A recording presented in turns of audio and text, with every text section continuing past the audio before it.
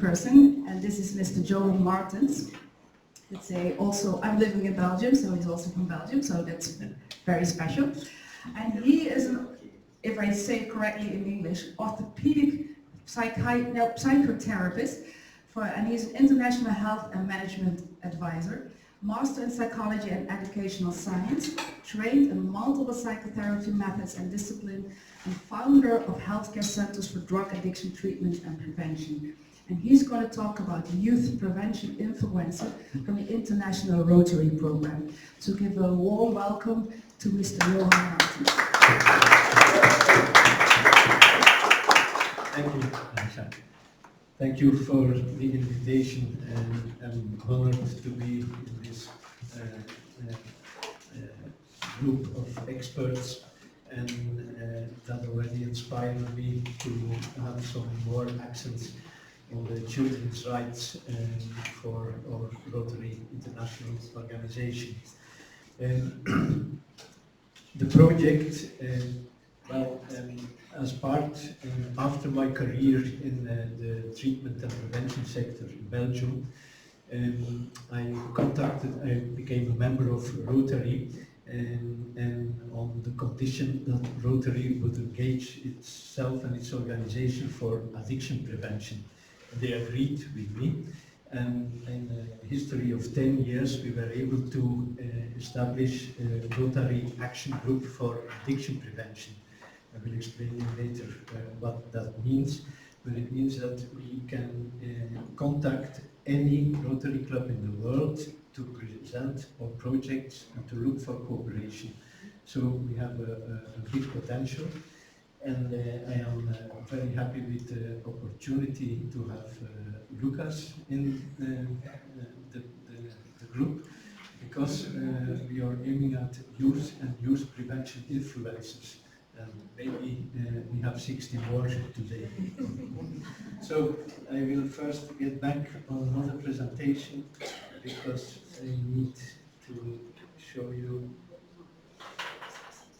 something else.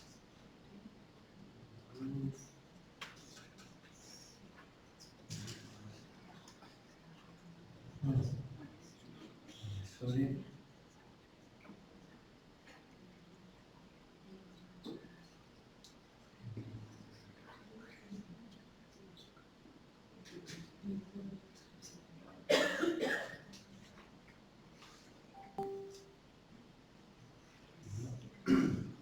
Sorry, I need to find my other presentation. No. Yeah. No, sorry. I will look at it later. I will not lose time by searching for it. You need some help? No, it's okay. Okay. So we have a Rotary Action Group, we have an international level, we have a European level, and we have a Belgium level. It's structured in 6 continents, sub-chapters per continent, is mainly countries and regions, and then sub-chapters are even possible. And we'll quickly to that, it are international and independent groups. It are groups of experts in a particular field, and they offer their technical expertise. So we gather Rotarians with expertise in any field, and we group them in an action group. You see there are 28. You have refugees, slavery, addiction prevention, dementia, and some every year, some disappear every year, some new ones are added. We were recognized from 2016, and this is a history that I can skip. Right now we have approximately 1,500 contacts, Rotarians in 97 countries. These are Rotarians, Rotaractors, these are young Rotarians, but also non-Rotarians can become a member of an action group. A Rotarian action group is We have an international board where we have representatives of every continent. Every continent has 2 representatives in the international board, and our president, and this is mostly the case, is a past international president of Rotary International. And fees, that's not interesting. Partnerships. We are a member of several NGOs in addiction prevention. We facilitate cooperations between the NGOs and Rotary clubs. We bring local Rotary clubs in contact with the local chapters of NGOs to set up together programs for schools, organization, whatever. And also the other way around, some NGOs has Rotary members and they bring them in contact with the Rotary Action Group so that we can engage their club and other clubs in the environment to strengthen their cooperation. Well, the rest are the details. Go to the next slide. Okay. The actions we have seminars World Against Drugs Day, and we have actions for concrete programs in Spain, India, USA, Australia, and we have applications from many countries to start up new programs. Rotary is active in 7 areas, and one of that is disease and disease prevention, and this is the field in which we are recognized by Rotary International. So that's about Rotary International. About our project, the Youth Influencers, I need to give you some introduction. We invest, of course, as a priority, first in prevention programs for young children in the nursery schools, in primary schools, and in secondary schools. That's an ongoing activity. In the nursery schools, we are training on emotions, understanding your own emotions, expressing your emotions, understanding and respecting the emotions from others, and this is basic training in the nursery school. In the primary school, we continue with training of social skills in which you learn to meet the needs indicated by your emotions. So if you understand well your emotions, you understand well your needs, and if you have the social skills to get your needs met interpersonally, then you have a guarantee for happiness in human relationships, and we think that this is the vaccination against drugs, addiction, negative behavior, and so on. Of course, we understood, and I know that there is a draft resolution prepared within this group, and I wanted to add very clearly that our Rotary Action Group will be cooperating in putting children's rights in the front. We will, of course, I have to prepare a document, already talked on that with Stefan, and I will prepare that. You can have a revision on that, and then I will present it to our scientific committee. They will study it, and then it goes to our board. So I think in the process of 3-4 months, we can go the same way in the basics. Okay. What is a youth prevention influencer? Jo Baxter asked me to present because she was not able to present herself. And of course, when Jo asked me something, she's a board member from Australia, I cannot say no, and I should not say no, because this is a great opportunity to be here and to share our initiatives with you. Youth prevention influencers.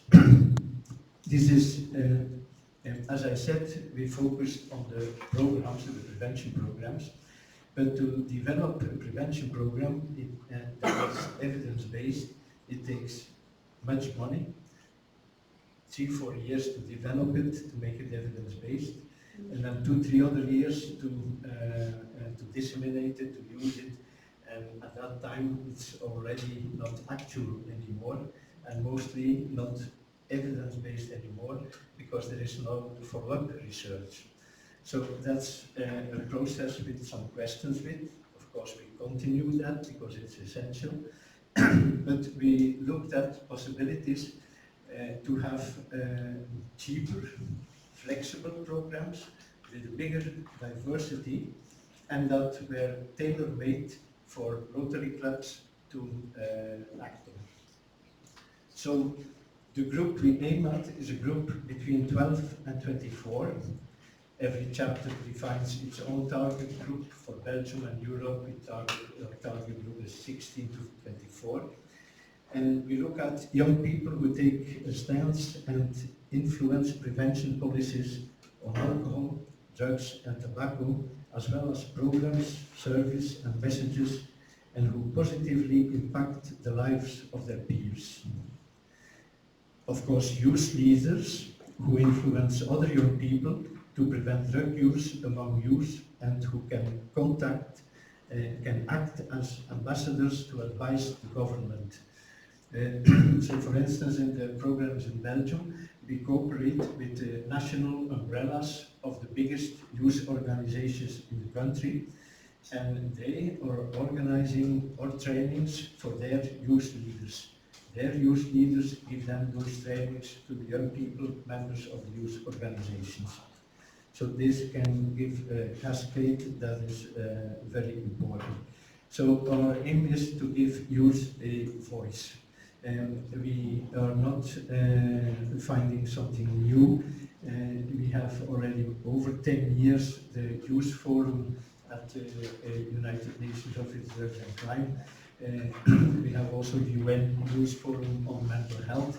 So we are part of that movement, and we adapt those ideas and principles to make programs for Rotary clubs, but not only Rotary club.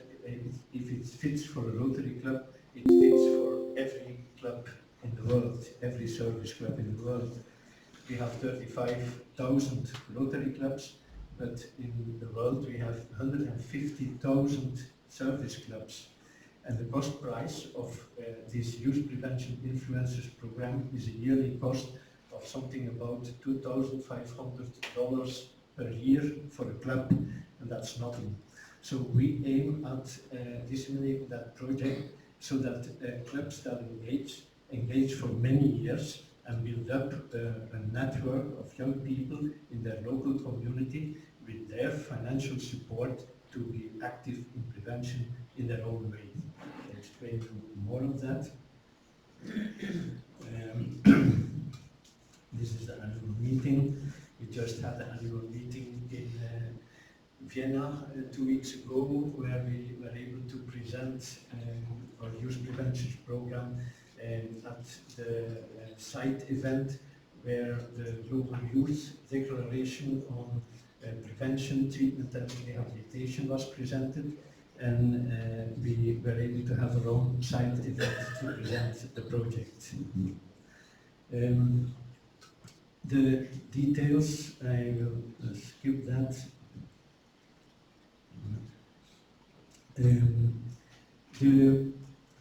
The training is aimed at giving young people all the principles that we know and exist in prevention that end addiction. They should know the principles. But once they know the principles, we invite them to find their own way, their own target group, their own project, and to find out what works the best in their peer group. And we are only the supporters. We are really the parents or the grandparents that support what our children and grandchildren want to do. We all know that the peer-to-peer effect is much bigger than all what we try to give them as a message. So if we can engage much more on this, I think we will have a global movement on that. We are also of course, going for results and measurable results. Our Rotary Action Group developed a toolkit for measuring social impact because we want all our actions to be able to demonstrate, to prove their impact. We want to learn from that. So the measurable results that we want for the youth prevention influencers, or that young people take the lead in their community and develop more leadership skills through next points. Strengthened engagement and support from the local Rotary Club.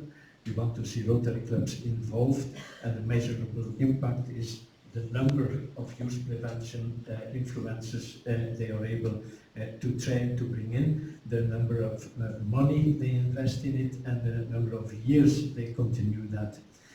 Then the local organizations are placing greater importance on the needs of young people and including them in community decision-making levels. So mostly our Rotary clubs active in prevention or member of the community coalition, and now we will replace our membership by the membership of those youth prevention influencers. They can take over from us and we will support them to do so. Also, youth being supported and actively involved in youth-led community engagement. That's what we certainly aim at with the cooperation with the umbrella organizations of young people in our countries. Of course, we look at system changes having social consequences. We need to see those results. And evidently, the identified community use issues should be reduced. Every project starts with a need assessment study where we have the concrete problems where the actions are aimed at. Then the concrete actions. The Rotary Club initiates or participates in a collaboration of clubs that provide financial resources. We try to work with clubs in a group. For instance, in a city, you have 4 or 5 clubs. We try to get those clubs together, bring them into the community coalition to synchronize with what happens in the local community and then start their actions together. We have a training of trainers developed in a pilot phase because it will be finalized in an Erasmus Plus youth project next year. And we are running now the pilots. Of course we cannot finalize the project because the aim is that young people themselves will finalize the project. And to do so, we have an agreement in this Erasmus Plus project with the cooperation of the national youth umbrellas that they will organize each of them 2 trainings for 10 young people in the coming 6 months. This means that 60 people will be trained in 3 big umbrellas from Belgium as a pilot project, and 2 other groups from Sweden, Mentor Sweden, and another Fries Huset, but I don't know if I speak right, if the pronunciation is right. Fries Huset is the 5th organization. So we will have 100 young people trained in this project, and from the group it's a free training, they have no obligations. We work further with those who want to do more, and this group that wants to do more will be involved to finalize the curriculum. So this group themselves will decide what will be the curriculum for the training of the youth prevention influencers. And of course this may change year after year by the feedback of the same group. Then after the training, those youth prevention influencers determine their own project. One of them will work in his gaming group, another will give training to youth leaders, another will work in its own family where there is an alcohol problem. Whatever they want to do, whatever they are motivated for and interested for, we will support. But, and this is very important, we will work together with the Centers for Research for Substance Use and Psychosocial Risk Behaviors from the University of Ghent. This is one of the only specialized research centers in addiction prevention in Europe. They work together with the European Center for Monitoring Center for Drugs and Drug Addictions. The name changed in European Expertise Center for Addictions, I think. But they are the umbrella for Europe for research and evidence-based approaches. So this cooperation will be very important because this center will coordinate all the other academic institutes from where we organize actions to follow those young people in their actions from the beginning on and give them permanent feedback during their action to get a better social impact or to eliminate even negative impact, what will be quite possible when young people take some initiatives and experiments. But we have to go for it, but we have to give them a clear and objective look on it and good feedback. And then those young youth prevention influencers will adjust their project during the action with the feedback of that research center. The cost price of the research, which is the biggest cost price of the project, will be carried by the districts of the Rotary clubs. Every 60 to 80 Rotary clubs in a region have a district and a district leading and also district foundation, and from there we will finance the ongoing research. The toolkit for measuring social impact we developed that in cooperation with the University of Cambridge on Department Psychological Behavior, and in cooperation with the international team of Rotary. They have also an international research team, and together we developed that toolkit for measuring social impact, not only for the Rotary Action Group Addiction Prevention, but useful for all the Rotarian action groups, because it's not specific for one project, it's a general approach. Maybe I can end with the important advantages we have. We look for quality. The training was developed in collaboration between UNODC Department of Prevention, WFLD, and the Carlton Hall Foundation, and will be, as I said, finalized by the young people themselves. For sustainability, youth prevention influencers and members personally carry the results of the training and support prevention within their family, circle of friends, local groups, and later in their student and professional environment. So even if they do nothing more than following the training, we influenced and give something with them that they will use in their personal life. If they continue with it with an own project, we go a step further. If they influence others to do the same, it's another step further.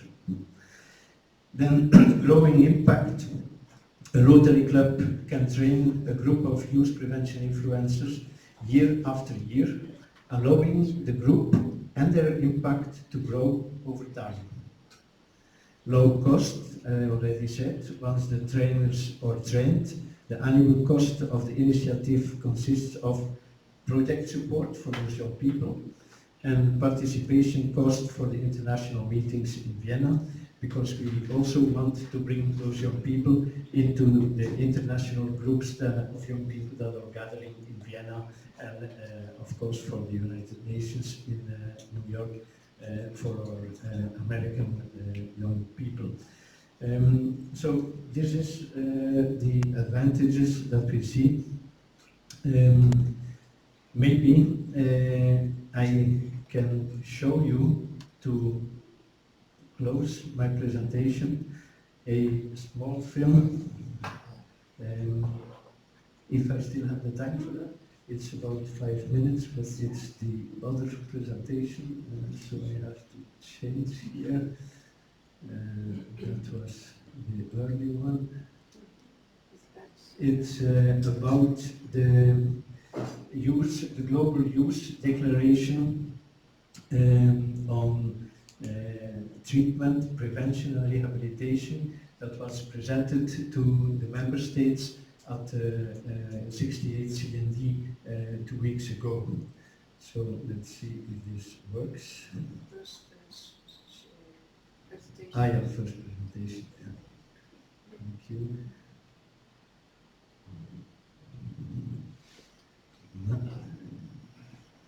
So this is what young people bring themselves. To address the issue of substance use within our respective communities. This is not a new challenge. It has been tackled over the past decades. Despite efforts, every day there are new substances that threaten not only individuals, but also society as a whole. It creates a ripple effect where individuals, families, communities are directly and indirectly negatively affected. The consequences could lead to disruptive environments, higher rates of crime and violence, unemployment, economic challenges, and homelessness. Therefore, prevention measures are essential to stop substance use before it takes hold. There are many risk factors that can lead to drug use, pushing a person to an extreme. Anyone can have these vulnerabilities, and thus none of them should be neglected. Effective prevention involves creating positive climates in school, home, and in the community to promote social, psychological, and physical well-being. It cultivates opportunities, builds a brighter future, and represents a sustainable solution for a long-term problem. Moreover, it flourishes through collaboration among schools, families, communities, workplaces, the health sector, youth institutions, and social media. Channels of communication which are closest to us. When prevention is a priority, resilience becomes a reality. According to research, evidence-based prevention has proven to be systematically the most cost-effective. We urge member states to prioritize funding to substance use prevention policies and solutions, and to invest in further research for drug prevention in aspects that do not have sufficient evidence, such as cultural, geographical, and demographical areas. Our collective goal is to drive practical solutions, innovative strategies, and youth-led actions. Prevention efforts must not only be about us, but led by us. Why don't we reflect? How many youth delegates do we have seated among us? How many youth have been directly involved in decision-making processes, such as in this commission? As youth, we are a key element of change. We urge you to actively innovate, involve young people in prevention efforts, and ensure that financial constraints do not exclude us. We have no political bias. We bring innovation and youth perspectives, and we care about our future. And this is not a one-time investment. Continuous engagement and cooperation can help us collectively reach our mission together. Standing now in front of you. We ask you to help us have more access to capacity building, to voice our opinion, and to actively listen to us. Please be open to collaborating because we do want to create partnerships and evolve together. Every young person, regardless of their background, should have the opportunity to reach our full potential and positively impact our communities. Behind every statistic, there is a story. If you want to change the statistics, listen to the stories. Recognize the vulnerability, don't neglect it, strengthen it. And the time to act is now. For the future begins with the choice is made today. Thank you.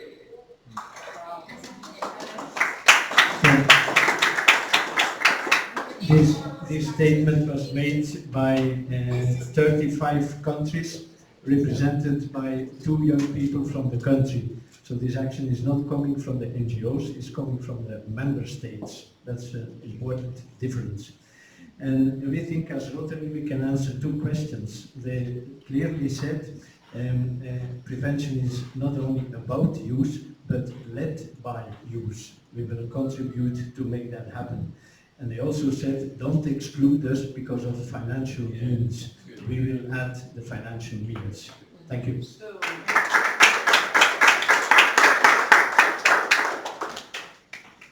Thank you very much. That was very interesting.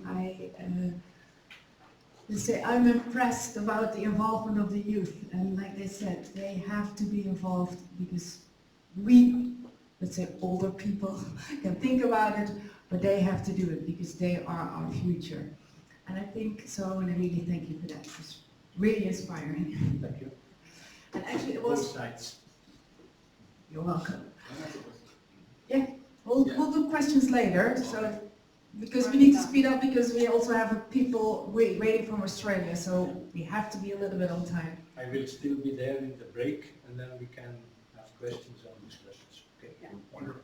Thank you. But this is actually a perfect, let's say, for the next guest speaker, because what this young person said that really struck me was after every statistic there is a story. And that's why I want to invite actually the next speaker. It's Tini Kess, because she can tell one of those stories behind the statistics, and also Tanja Curcic. Do I say it correctly? So Tini is from Open Council member for Europe. She's the vice chair of the Courageous Mom in the Netherlands.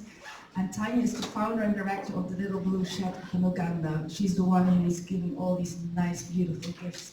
And she's also the marketing manager of the Women Christian Temperance Union and 20 years of advocacy against alcohol addiction. And she works to stop women from making alcohol, which is harming communities. And they're going to talk about how drugs affect the families and how to make a change. So can I invite those beautiful power ladies on stage, please? Tini will do it in Dutch, and I will translate, or did you have anything else in mind? You want to read it, or? It's up to you. In Dutch. It's up to you. My English, I cannot express myself. English. Very well. Yeah. I'll try. Yes, you try, and if you need help, let me know. I have a poem, and I read it in Dutch because of the impact. This poem says everything. Yeah, I have it here, so that's I can do it short, but there are much stories to tell. Moeder, instinct, mijn kracht, maar ook mijn valkuil. Moeders bezitten een oerkracht als het op onze kinderen aankomt. Die krachten ontdekken we vooral als je kind in de problemen zit. We blijven knokken met alles wat we maar kunnen bedenken en verder dan dat. Steeds verleg ik de grenzen zolang we zien dat het probleem niet is opgelost. Stug blijven we volhouden om je kind in de goede richting te duwen. Totdat je totaal bent opgebrand en bent uitgeput. Mijn moederliefde is mijn kracht, maar ook mijn valkuil. Dan het besef dat je alleen je doel kunt bereiken door hulp te zoeken voor jezelf bij onder andere Moedige Moeders. En opnieuw is het een vechtlust die niet in woorden is uit te drukken. Moeders, we zijn sterk en moedig genoeg om de strijd aan te gaan en zo het drugsgebruik onder de aandacht te brengen.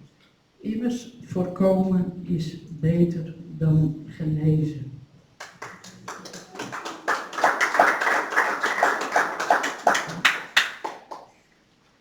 Mother, I'll stand here so.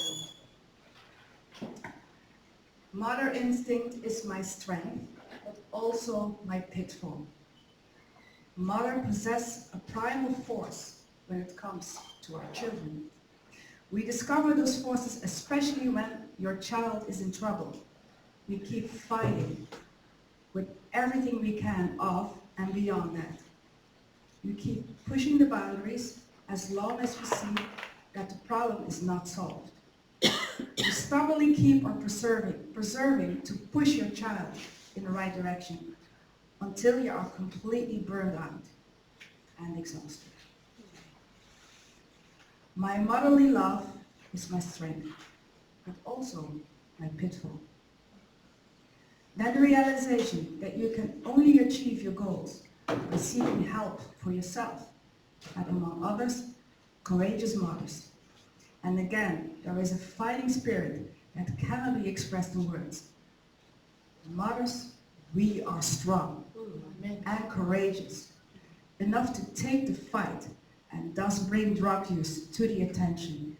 After all, prevention is better than a cure.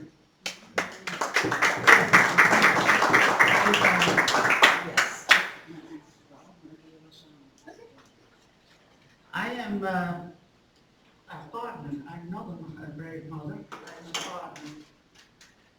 Mijn man die was in eind jaren 80 in de problemen met alcohol en cocaïne. So husband was in end of the 80s in trouble with alcohol and cocaine. Na veel vallen en opstaan is het hem gelukt om middels de Minnesota-model te stoppen. Dus 13 years, ik ga het doen. 30 jaar AA-bezoek is het, het is hem gelukt om te stoppen. En eigenlijk is hij de grondlegger van Moedige Moeders. So he did the program of the Minnesota model and he made it, and actually he is the real founder behind Courageous Mom.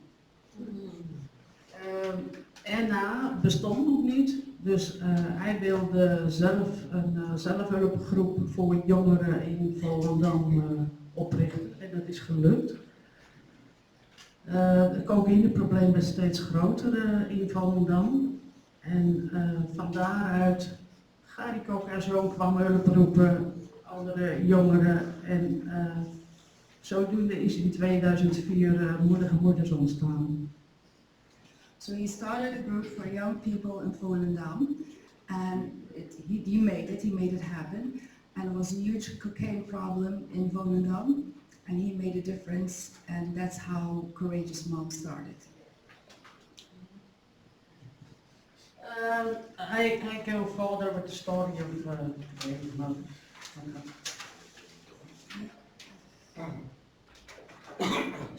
Stichting Moedige Moeders is ontstaan vanuit de dringende behoefte. In verschillende gemeenten, waaronder Volendam, merkten moeders dat hun kinderen, partners, steeds vaker in aanraking kwamen met drugs en alcohol. De pijn en de machteloosheid die wij voelden, bracht ons samen. We beseffen dat we niet alleen stonden, maar dat we samen sterker waren. Wat begon als een 40-tal moedige moeders in Volendam, die ervaringen deelde, groeide al snel uit tot een officiële stichting met landelijke bekendheid. Momenteel zijn er 18 afdelingen in Nederland en 2 in oprichting. Het belang van Stichting Moedige Moeders. Moedige Moeders is ondertussen een landelijk netwerk van vrijwilligers die zich inzetten om mensen die geraakt zijn door verslaving. Of het nu gaat om de slachtoffer zelf of een naaste te ondersteunen. Door heel Nederland bieden wij veilige, laagdrempelige locaties. So the origin of the Brave Moms Foundation. It was founded out of an urgent need in various municipalities, including Volendam. Mothers noticed that their children and partners were increasingly coming into contact with drugs and alcohol. The pain and helplessness that we felt brought us together. We realized that we are not alone and that we were stronger together. What started as 40 courageous mothers in Volendam sharing experiences quickly grew into an official foundation with national recognition. There are currently 18 branches in the Netherlands and 2 more in process of being established. The importance of the Courageous Mother Foundation is now a national network of volunteers who are committed to supporting people affected by addiction, whether they are the victim themselves or their loved ones. Throughout the Netherlands, we offer safe, accessible locations where people can go for a listening ear, practical help and emotional support. Onze vrijwilligers begrijpen dat verslaving een complexe, vaak verborgen strijd is, die niet alleen de verslaafde zelf raakt, maar ook in familie, vrienden en omgeving. Daarom bieden we niet alleen hulp aan diegenen die direct getroffen worden, maar ook aan de naasten die vaak vastlopen in de gevoelens van machteloosheid en frustratie. Bij Moedige Moeders staat begrip, empathie en het bieden van concrete aanvatten centraal. Of het nu gaat om het geven van advies, het bieden van een veilige ruimte om emoties te uiten, of het helpen vinden van professionele zorg. Wij zijn er om te ondersteunen. Onze vrijwilligers zijn goed getraind en werken met een persoonlijke benadering, zodat iedere bezoeker zich gehoord en begrepen voelt.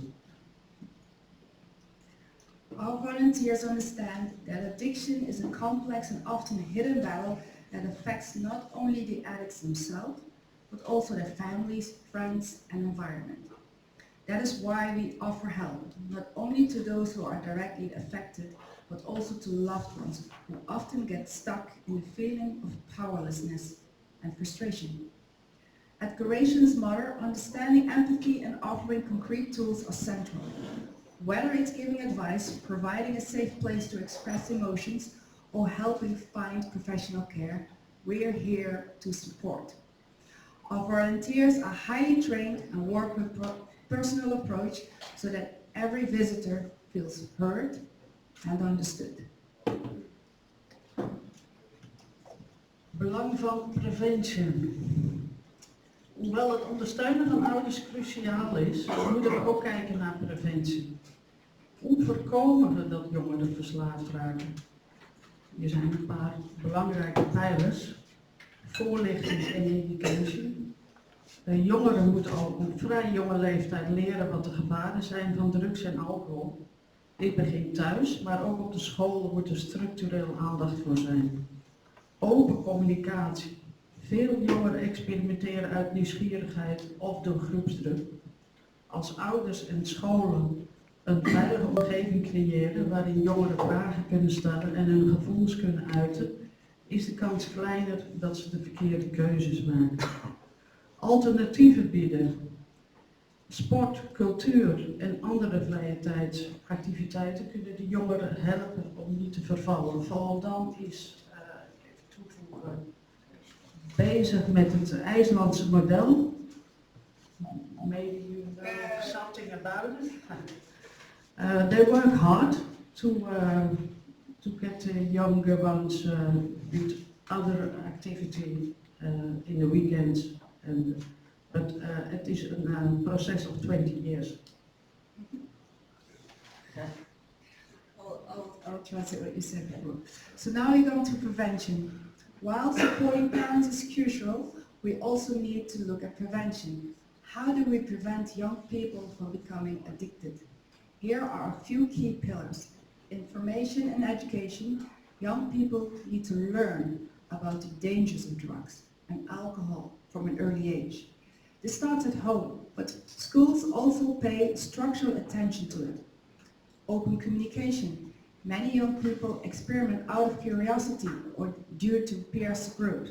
If parents at school create a safe environment in which young people can ask questions and express their feelings, they are less likely to make the wrong choices.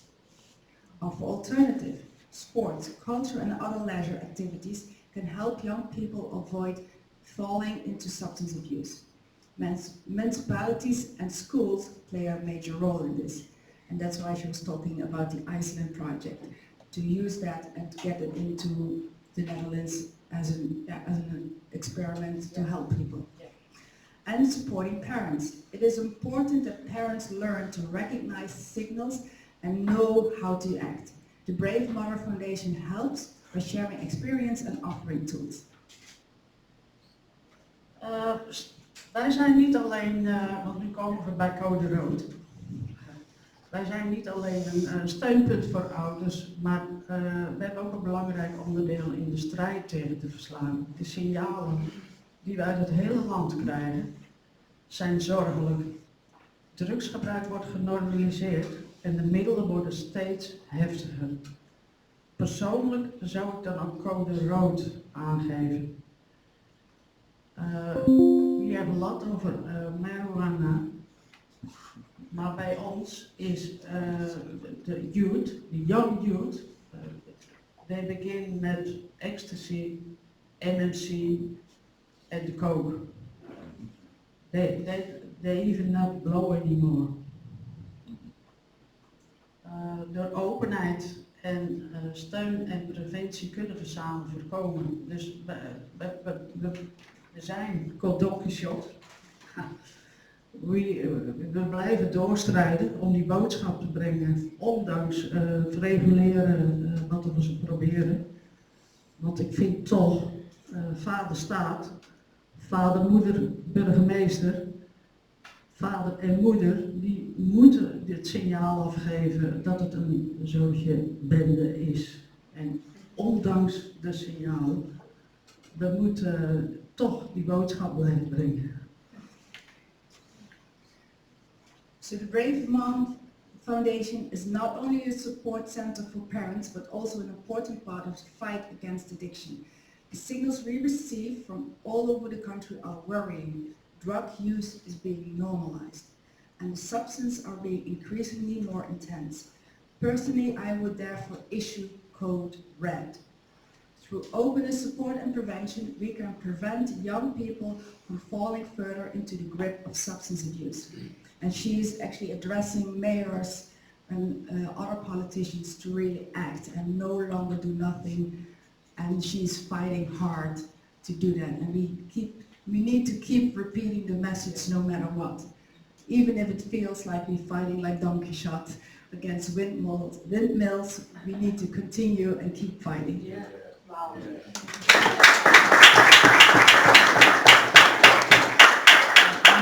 Verder today beschikbaar voor vragen en discussie.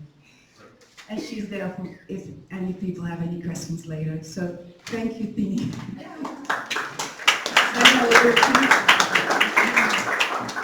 Thank you. Good morning. I don't know how much time we have. Yeah, Although we're kind of full. Depends on the. Oh yes, you're fine. I just have this to put in. Is it okay? You ask the technician. I just wanted to say thank you for everyone coming to the fashion show last night. It was fantastic, and I just wanted to award 2 of the models with a gift. Now, I think it's this gentleman, but I can't recognise you out of that skirt. No. Who was who's wearing the green skirt? It's the gentleman in the hat and the Right there. gentleman behind him. No, I think it was you, Don't get Mr. me- Craig. No, here. Right there. Who was the one wearing the green skirt? Right there. Oh, is this gentleman? So thank you very much for modelling for us. And I just want to give you this to say thank you for the blue shed. And another brave man. Thank you for also modelling the skirt.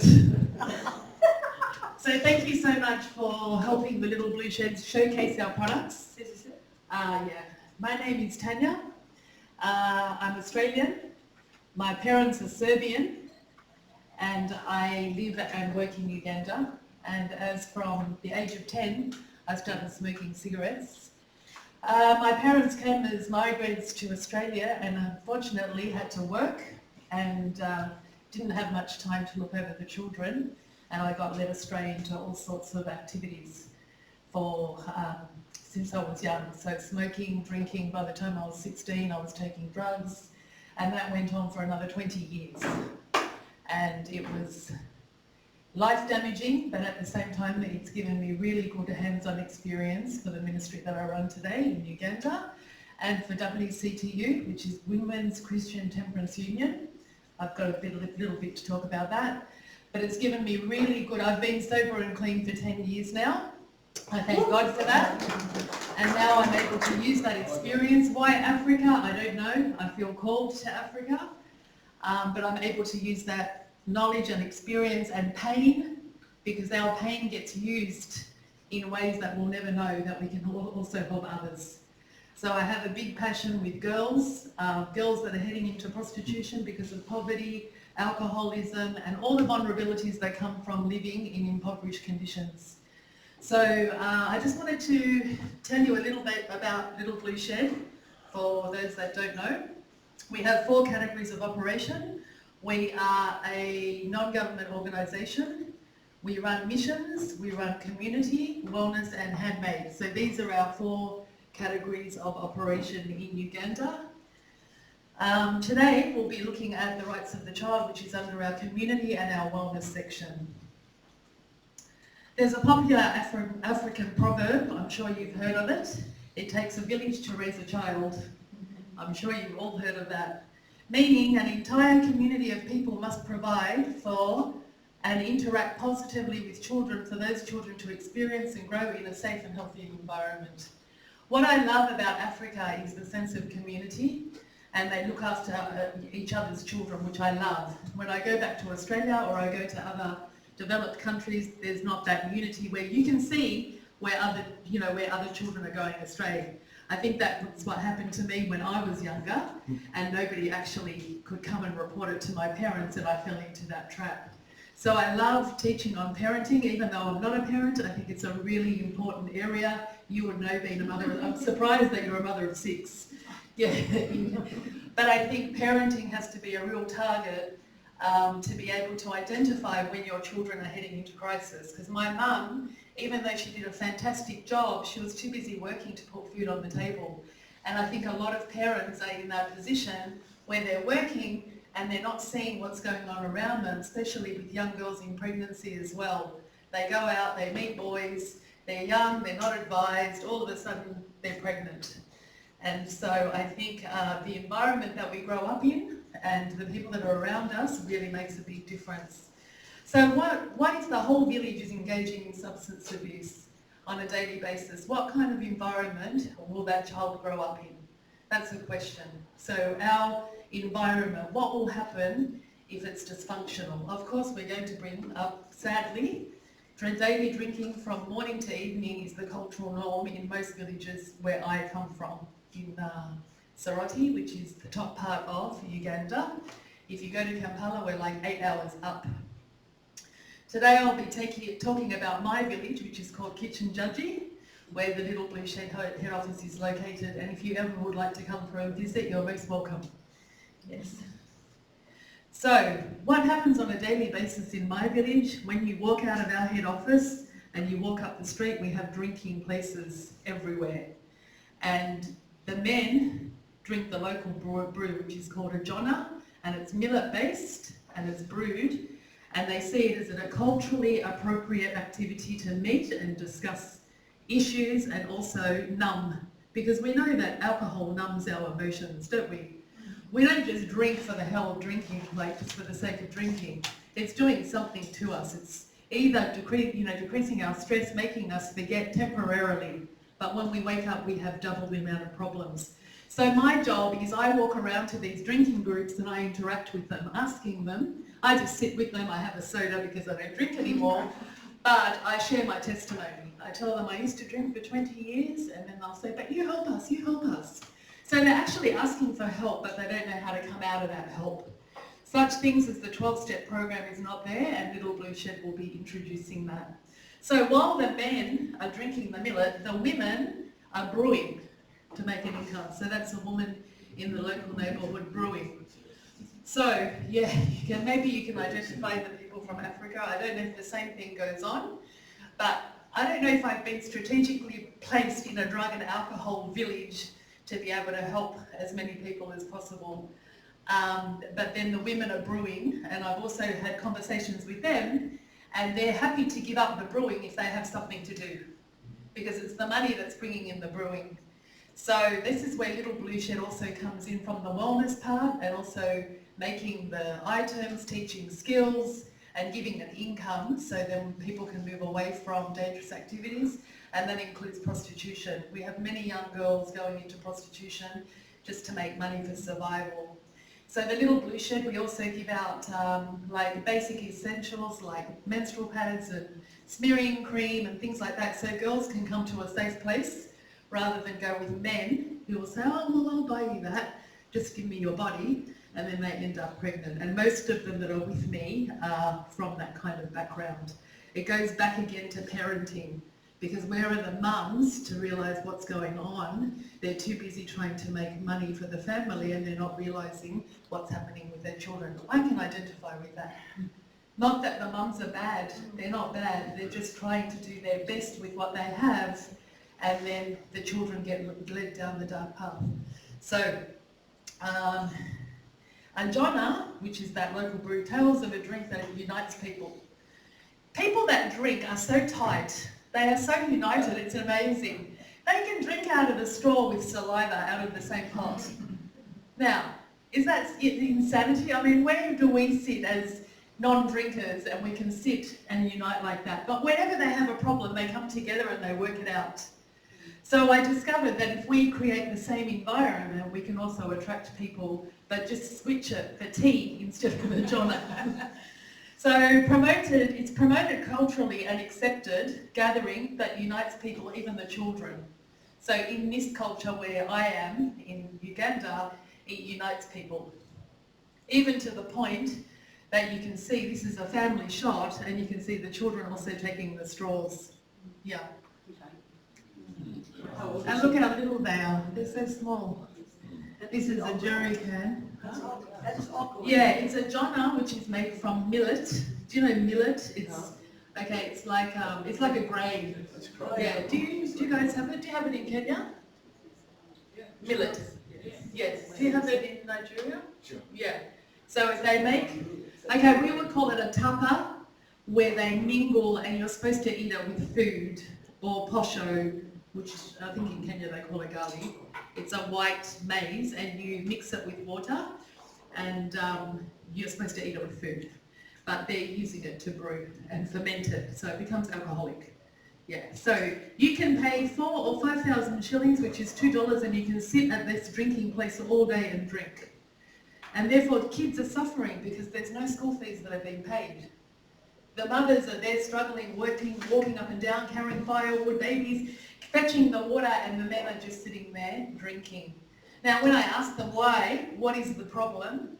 When I go around specifically to these drinking places, they tell me, we're frustrated, we have nothing to do. Yes, that's the general story. What's that? Yeah. So it's become a huge community problem, and it's been painted as a united activity, when in reality it's leading to major suffering in communities, particularly with children. So when I talk about it, there's laughter, this is our culture, but they're not realising the underlining thing is actually it's damaging their culture, ruining their culture and the community. So the root causes are poverty, ignorance, frustration, emotional dysfunction, and it's culturally accepted. So what do I mean emotionally dysfunction? A lot of the wars that have been happening in that area where I live is called post-traumatic stress disorder, depression, and most people can't identify what these emotions are because they haven't been taught. So that's where I go back to the ignorance. I'll say, how are you feeling today? Not good.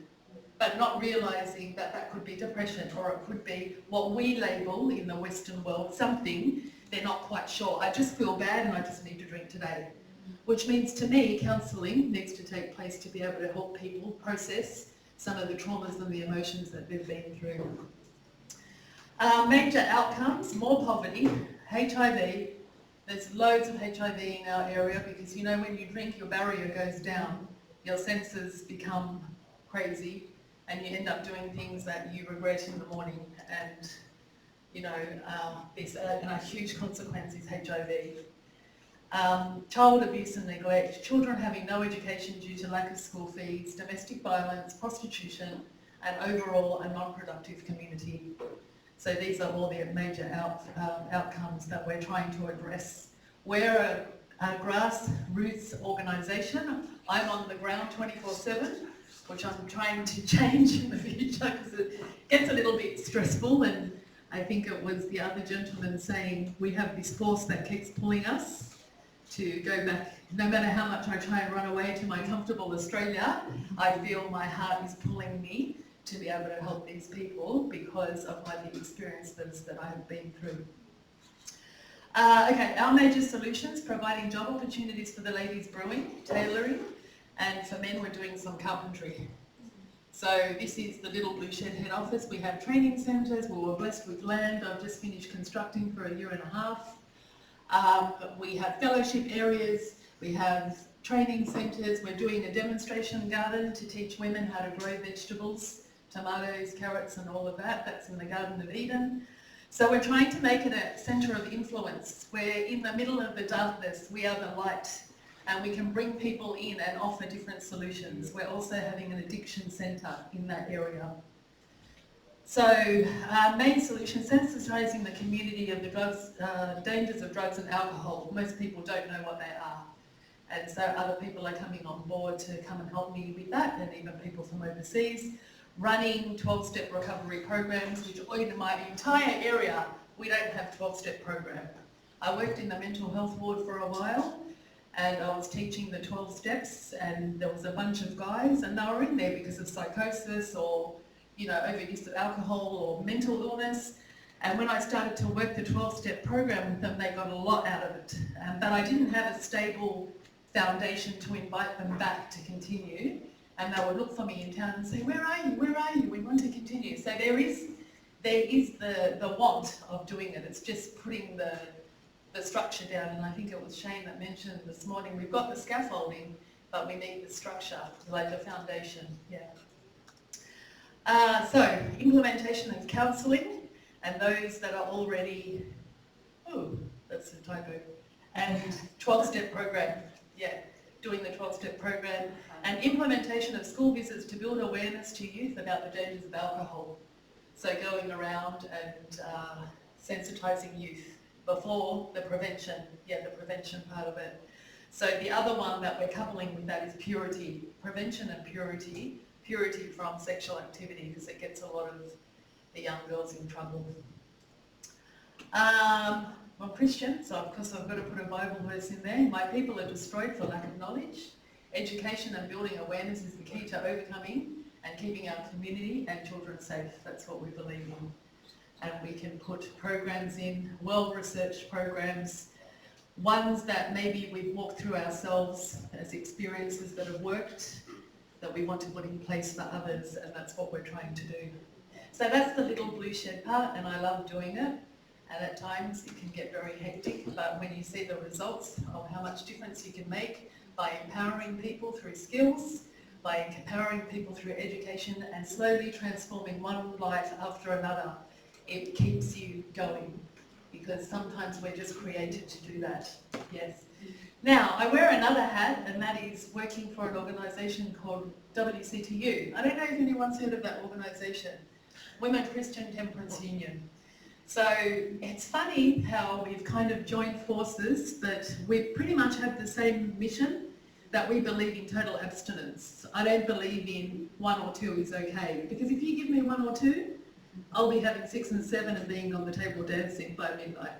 So I don't believe that you can just stop at 1 or 2, especially if you have that addictive personality. And that's why I got really interested in working for this organisation. So this is WCTU. They started in 1882 in America. Oh, sorry, the 1800s, and they came to Australia. And it was founded by these women. It was a women's crusade that got together, and they're still fighting for the same cause. They used to go around and shut down bars. They were first women in voting rights, and we're still around today. So we lend our voices to petitions and campaigns, eliminating fetal alcohol spectrum disorders, eliminate family and domestic violence, address the concerns of early sexualisation of children, restrict TV advertising of gambling and alcohol consumption, and educate and build awareness of harms of alcohol and drugs to children and youth. So these women have been around for a very long time doing this, and I'm so blessed to be coming in as a younger woman and helping them take over. I think the youngest woman in that organisation might be 70 or 75 currently. So I think that vision is still going, which is fantastic, and I'm really happy to be a part of that. Even though Australia is a different tribe to Africa, the same neglect and the same outcomes. I think it's just universal.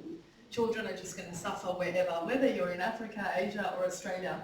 The same outcomes as if we don't do the right thing as parents. So their parents don't look after them, the children miss the school, they don't get fed well, they become isolated, they take on the caring role instead of the parents, which can be very, very dysfunctional as they grow older. They don't have that proper role model as a mother or a father, which is another very big dysfunctional. When you grow older, you're just going to attract the same. So they experience emotional and physical abuse, and growing up in a dysfunctional home, which will affect them later on in life. So all of this, I mean, it's just which way your life's going to go from when you're a child, isn't it? It's, you know, I'm not a parent yet, but I'm saying those ones that are parents, we know if we don't lead them the right way, what's going to happen. It's like me, my parents had the right intention, but I ended up going completely astray. Yeah. So what we do, and if anybody wants a pledge cards, please let us know. They're very effective. Joy, who's the president of WCTU that I work closely with, she says that this campaign has been very, very effective for 20 odd years. So we deal with drug-free kids, which is informing the dangers of alcohol, so going into schools and also teaching about the dangers.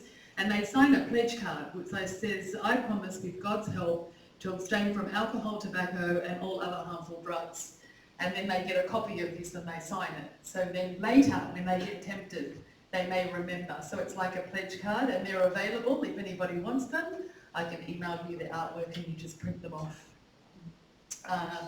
So school visitations and sensitisation on harm of alcohol, drug-free kids newsletter, and parents at school every quarter. So I had some literature I can hand out from WCTU so you can have a look at that. And then the pledge card to promise to abstain from alcohol and drugs. And yeah, they've been very effective since 1874. We also have drug-free youth, 12 plus. They also sign a commitment card. I choose not to drink alcohol, smoke or use experiment with or other drugs not prescribed by the doctor. At the same time, we're looking at doing school visitations, the pledge cards, having the social media presence, and WCTU has gone from an old traditional look, and we're trying to now modernise it and find new ways to reach. Because obviously back then there was no Twitter, no whatever, you know, maybe they sent a letter. So now we're just trying to modernise it and bring it into, be able to speak to different markets. But it can be a little bit of a slow process because the ladies that are so passionate about it have done it their way for a long time. and now we've got to see what works. Because the youth back then were very different to the youth now. Do we agree? Yes. Yeah. So there's the ways that we've got to keep up and be able to communicate with the youth of these days. And we also have become a friend of WCTU. You can become an abstainer, an associate, a school or a gift. So it's a sign-up membership that helps you spread the message about the dangers of alcohol. And that's our mission, is to be able to get out into the communities and do that. So the way forward is to provide support. Oh, okay. This is the last slide. Okay, that's the way forward for counselling, and then our paraphernalia, which is on the table. And then I'd like to say thank you. Thank you.